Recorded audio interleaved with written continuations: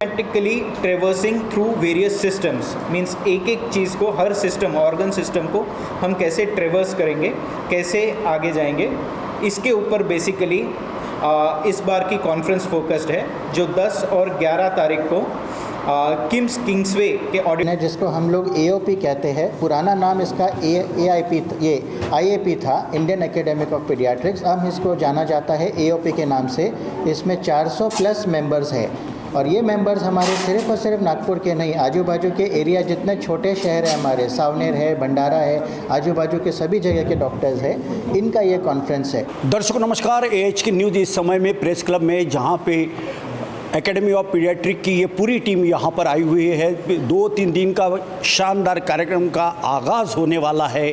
आखिरकार ये जो प्रोग्राम होगा वो अपने आप में कितना महत्वपूर्ण है, चाहे फिर अभिभावक हो या बच्चे हो छोटे, जिनका इलाज डॉक्टर ये तमाम लोग करते रहते हैं। आइए सबसे जानना चाहेंगे, भूतड़ा साहब इस समय हमारे साथ में जुड़ चुके हैं, उनसे जानना चाहेंगे। भूतड़ा साहब, क्या आपके एक्सपीरियंस रहे अब तक के छोटे बच्चों को जब आप उनका पूरा चेकअप करते हो, कितना ऐसी कौन सी याद है आपको कि जो काफ़ी क्रिटिकल है या हाथ से निकल गई, या फिर उनको अच्छा किया आपने, क्योंकि भगवान का रूप आप लोगों को मानते हैं भगवान?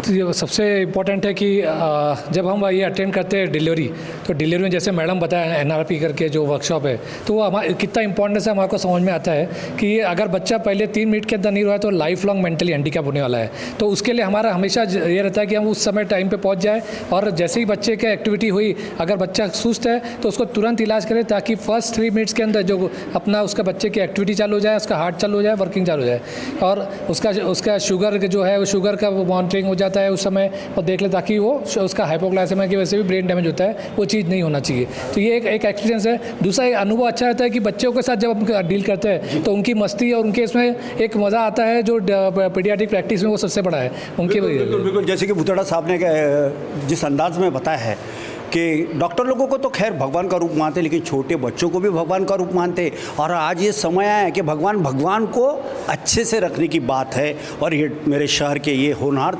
सभी डॉक्टर लोग काफ़ी अच्छा कामकाज कर रहे हैं। इस समय में कड़ू मैडम भी हमारे साथ जुड़ चुके हैं, उनसे जानना चाहेंगे। मैम, ये बताइए कि जिस तरह से इस कार्यक्रम का जो आयोजन किया जा रहा है, कितना महत्वपूर्ण है अपने आप में, क्या कहना चाहती हो आप?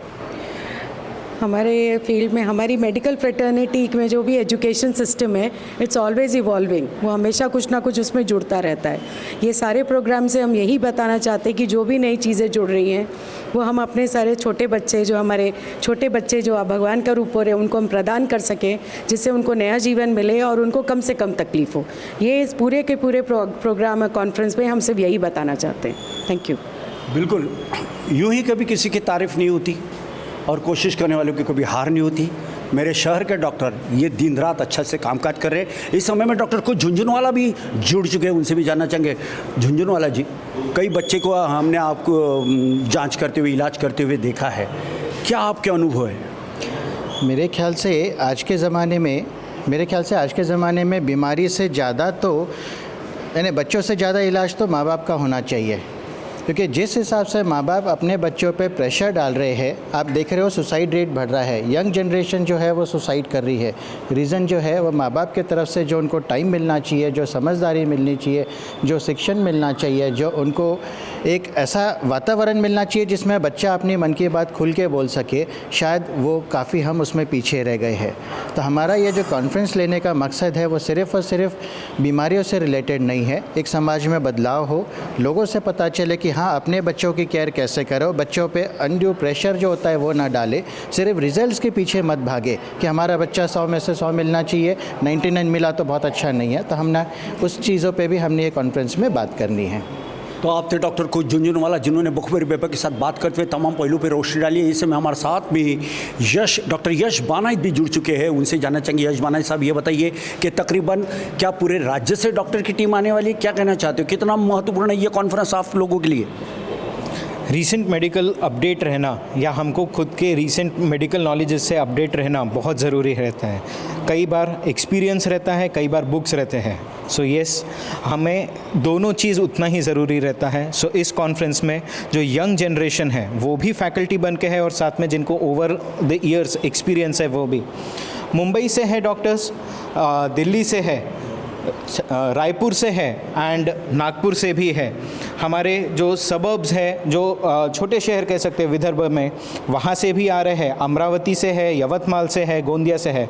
आप कहिए जहाँ मेडिकल एजुकेशन है वहाँ के टीचर्स अपने एक्सपीरियंस शेयर करने के लिए हमें साथ में प्रोत्साहन देने के लिए आ रहे हैं। बिल्कुल, कहते हैं कि पढ़ोगे लिखोगे तो बनोगे नवाब। ये मात्र स्कूल में पढ़ने से नहीं होगा, आज समाज को ज़रूरत है, जैसे कि डॉक्टर को झुंझुनवाला इन्होंने कहा है कि माता पिता जो होते हैं उन्होंने सही शिक्षा, सही समझ आज बच्चे को देने की ज़रूरत है।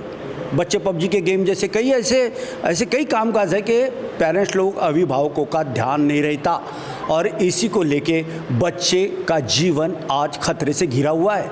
अगर बच्चों को इनसे अगर छुटकारा पाना है, निजात दिलवाना है, तो यकीनन पेरेंट्स, अभिभावकों ने ध्यान देना बेहद ज़रूरी है। इस समय हमारे साथ में डॉक्टर दिनेश सरोज है, उनसे भी जानना चाहेंगे। दिनेश जी, क्या कहना चाहते हो आप?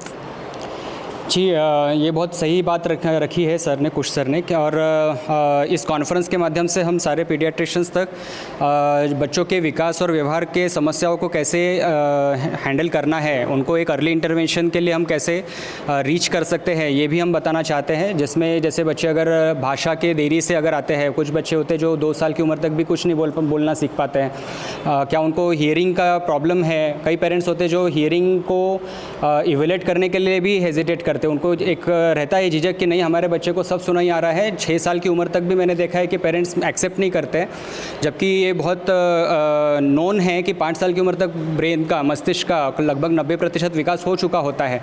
और जब टेस्ट होती है तब ध्यान में आता है कि 6 साल की उम्र में बच्चे को कान का तकलीफ़ रहा है। तो कैसे पेरेंट्स को हम अवेयर कर सकते हैं, एक्सेप्टेंस में ला सकते हैं कि जाँच कितनी ज़रूरी होती है। और दूसरा एक विषय जो हम लेना चाहते हैं कॉन्फ्रेंस के माध्यम से, वो है ऑटिज़म, जो बहुत तेज़ी से बढ़ रहा है। और इसमें जो रिसेंट एडवांसेस है, जैसे बिहेवियरल थेरेपी यानी ABA थेरेपी, इसको लेकर के भी एक बहुत महत्वपूर्ण व्याख्यान रखा गया है, ताकि सारे पीडियाट्रिशियंस तक ये बात पहुंच सके और बच्चों को एक समय रहते मदद मिल सके। तो दर्शकों, हमने तमाम डॉक्टर से बात की और उन्होंने कई पहलुओं पर रोशनी डालते हुए अवेयरनेस का कामकाज किया है। जो लोग आज भी कई बातों से जो वंचित है, जिन्हें शिक्षा नहीं मिली, यही मेरे शहर के वे जांबाज और बहुत अच्छे डॉक्टर की टीम है जो दिन रात कामकाज कर रही है। कोरोना कार्यकाल में भी इन लोगों ने जान की बाजी लगा के कई लोगों की जान बचाया है, चाहे छोटा बच्चा हो या बड़े बुजुर्ग, हर किसी को एक जीवन देने का काम इन्होंने किया है। और बहुत ही अच्छी कॉन्फ्रेंस का एक आयोजन किया गया और बहुत जल्दी इस कॉन्फ्रेंस के ज़रिए पूरे समाज को अवेयरनेस करने का कामकाज ये मेरे शहर के होनहार डॉक्टर करने वाले हैं। क्योंकि कहते हैं कि यूं ही कभी किसी की तारीफ़ नहीं होती और ऐसे होनहार डॉक्टर की कभी हार नहीं होती, क्योंकि जीत के आगे महाजीत है और उसी का नाम है मेरे शहर के डॉक्टर। AHN न्यूज़ के मैं तमाम दर्शकों को फिर से एक बार बहुत बहुत शुभकामनाएँ देता हूँ और तमाम मेरे चैनल के जो 1,500 जो हमारे डॉक्टर हमारे साथ जुड़ चुके हैं, उन्हें भी शुभकामनाएं देना चाहता हूं कि उनका भी जीवन अच्छे से सुचारू ढंग से जाए, स्वस्थ रहे, सुजलाम सुफलाम रहे। क्योंकि भारत तभी मजबूत होगा जब इस देश का जवान, छोटे बच्चे से लेकर बड़े बुजुर्ग, हर कोई मजबूत होगा। यकीनन देश भी महासत्ता की ओर बढ़ सकता है, इसमें कोई दो राय नहीं है। नागपुर के प्रेस क्लब से क्या वीडियो जर्नलिस्ट दिनेश के साथ संजय मिरे, AHN न्यूज़ नागपुर।